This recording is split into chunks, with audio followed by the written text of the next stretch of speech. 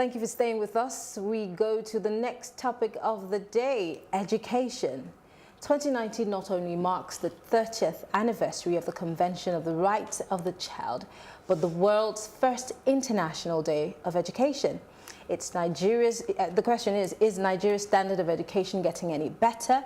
What do we need to do to improve these standards? And so many more questions amongst the questions we're going to be raising this evening. And to discuss with us, we have Oyin Egbeyemi. She is the Executive Director of Foreshore School. It's good to have you, Oyin. Thanks for having me. Thank you so much, Oyin, for joining us. Now, we had an event yesterday, and it was a global event, the International Day of Education. We know that Nigeria is at a point where education appears to be a luxury.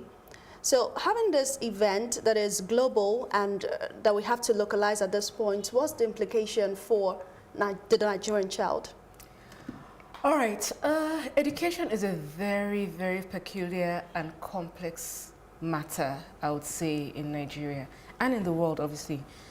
But what is really peculiar about it in Nigeria is the fact that I feel like it's something that we talk about a lot. We're always talking about the level of literacy in the country. We're always talking about our dwindling results in our national and international examinations. And like you said, education sometimes is even viewed as a luxury because of the way the system has worked out today. It's interesting because this is not the case. This was not the case in the past. It was like in my parents' day, education was virtually free or affordable by most families. These days, you struggle to find, first of all, a good school. And even when you find a good school, you don't even find a school that meets up to national or even global standards. So the question is like, how do we play it out in education as far as education is concerned? You don't need to see statistics to understand the dire situation of education in this country. We see it every day. When we're driving on the streets, there are children hawking, looking for money. Even when, like as a business owner, I employ staff. And even to write a basic curriculum vitae, for instance, it's very difficult for them to actually even get by doing that. It's very difficult to find people who are literate enough to employ. So that's also an indication of the status of our education system in Nigeria. It's really a shame that the private sector has had to come in and play a huge role. And I'll talk about Lagos State in particular because that's where I live and that's where I'm most aware of the statistics in education. There are 18,000 private schools in Nigeria. That's in Nigeria, sorry, in not Lagos. in Lagos. Okay. Sorry, not in Nigeria. In Lagos. In Lagos. In Lagos, and that far outnumbers the number of public schools. And most of these schools are not even up to a good standard. Like, how are they being monitored? It's a very complex issue, I must say. Like, there's so many children around. The active population of Lagos and even Nigeria makes up way more than the aging population. So if we don't address I don't want to call it's an issue that we have to look at. If we don't address it, I don't know what the future holds. She said something before we started about the fact that the SDGs, the UN SDGs, are somewhat interrelated, interconnected, and you cannot talk about education without linking it to the level of poverty. As at 2018, Nigeria was the world's capital for poverty, and Nigeria also has about 10.5 million out-of-school children. Yes. Most 60% of which are girls. So it begs the question, could it be that poverty is what is aiding and abating the high number of out-of-school children? And as you said, in those days, education was a lot cheaper compared to now. So how do we get round it? Because in the universities now, you hear students complaining about the fact that there's a hike in school fees. There is also strike as well. And the teachers are not well enumerated. Back to the secondary and the primary schools, half the time, the teachers are out of the class. They're not necessarily there. And then they have so many children to deal with in the classroom. Sometimes children have to study under a tree. Where do we even start in addressing this issue? Because you said it's a big problem. Where do we start? It's a very big and complex problem. I think the first thing that needs to be done is the allocation of a budget to education.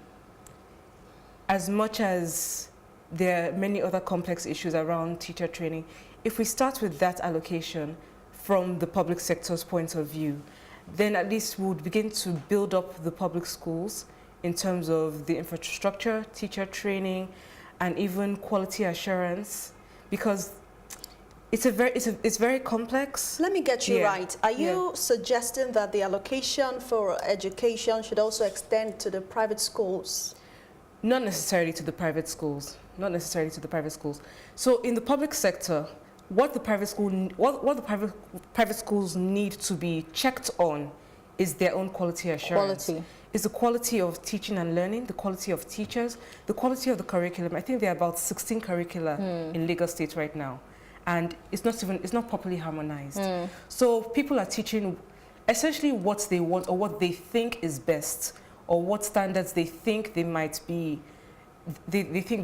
trying to lead up to. But I think it's important that there's one common education strategy for Lagos, so that everybody knows where they align to, everybody knows how they are performing and what targets they are meeting, so that people will come out and so that there'll be good outcomes At from the end the of the day. schools. You didn't mention one thing, which is the learning environment itself, Yeah. which is, for me, one of the most important things.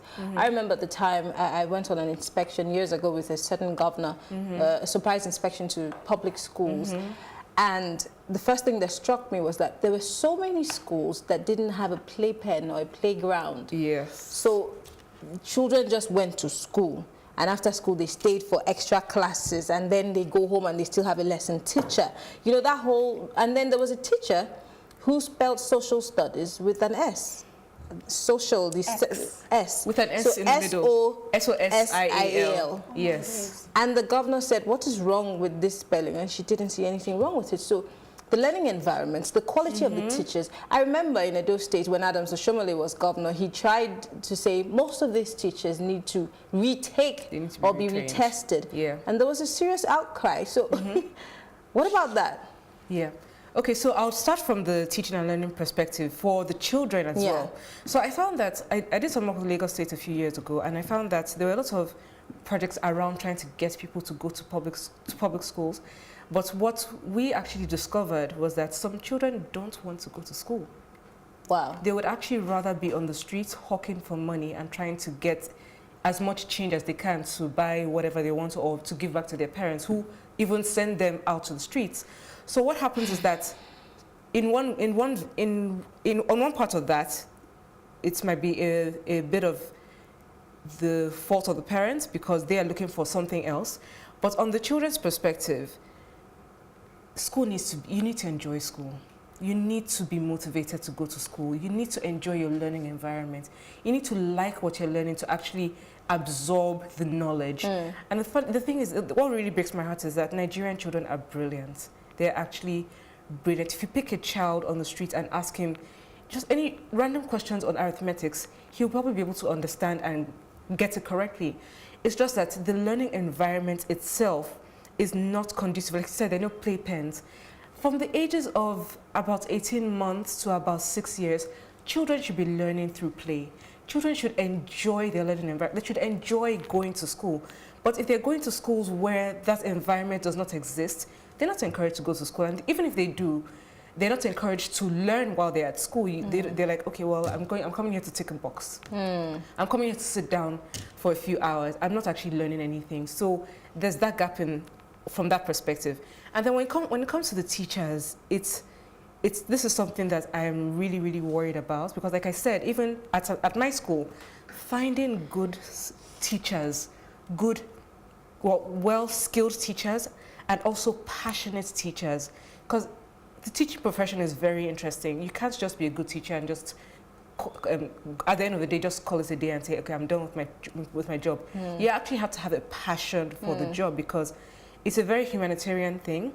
You have to have a passion for children. You have to be sure that whatever knowledge you have is passed across to a child, because children are different. Everybody has different levels of learning. Everyone has a different ability. Some people learn visually, some people learn by reading, some people learn by play. You just need to understand how to differentiate the teaching to get to the children. But if our teachers are not trained well enough to understand that, then There's it a becomes lot. the question, is the knowledge being passed? Okay, now that you mentioned teachers and the fact that they have to enjoy what they do, I'm curious to know as well, are teachers really encouraged in Nigeria to give in their best? That's another thing. That's it. But because we really don't have that much time, I would like you Okay. to marry your response to that with the issue of poverty that we still have hanging, because I don't think we've addressed that.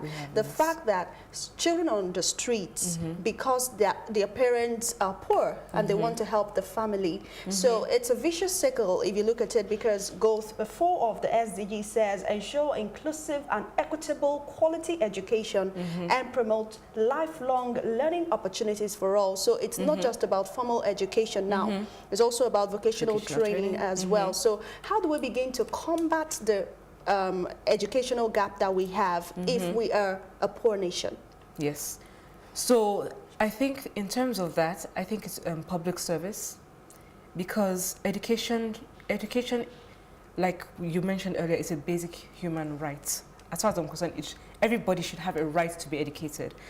And the private sector can only do so much with regards to that, because the private sector is made to make profits in many terms.